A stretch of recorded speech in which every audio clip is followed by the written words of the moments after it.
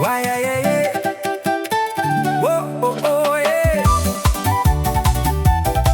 Why, yeah. Mga kaibigan, makinig kayo sa kwento ng isang kakaibang tao. Hindi siya magnanakaw, hindi rin salbahe, pero pag nangingisda, laging may huli. Pumupunta sa dagat, pati sa ilog, kahit sa latian, doon pa siya tutulog. Bitbit ang lambat, bitbit ang bato, bitbit pa ang kawali at kaldero. Sabi niya, isda, hipon, alimango, kahit anong huli, lutuin ko kayo.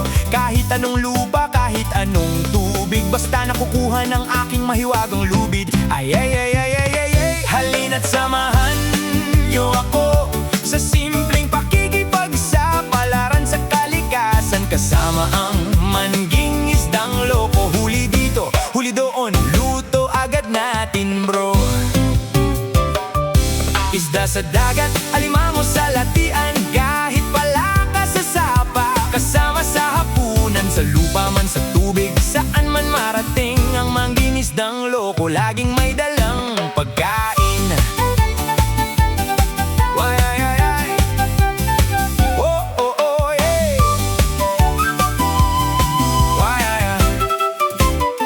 Isang araw sa dalampasigan, naglatag siya ng lambat sa karagatan. Inakala niyang isda ang mahuhuli, paghila niya puno ng tambayot butete. Sa lupa naman, naghukay ng butas, jackpot, kamote at sibuyas. Paglabas niya, anong kanyang nakita? Mga tropa niya ready na mag-isa. Huwag kayong mag-alala, sabi niyang napangiti, kahit ano pa yan, pwede nating lutuin. Kahit ano pa yan, pakuluan natin, basta't magkasama, salo-salo, parang isang pamilya.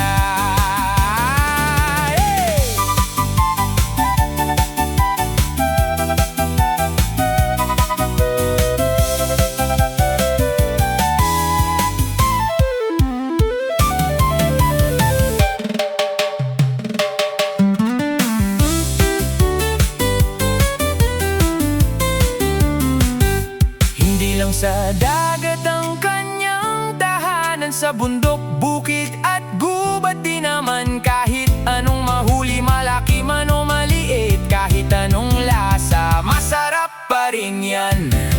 Ang kalikasan ay ating yaman, ingatan natin para sa kinabukasan. Kahit may kalokohan, kahit may biro, ang mangingisdang loko tapat sa inyo.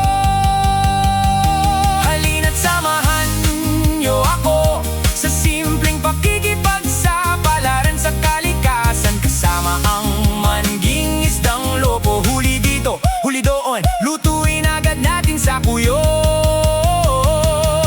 Isda sa dagat, alimango sa latian, kahit palaka sa sapa, kasama sa hapunan, sa lupa man sa tubig, saan man marating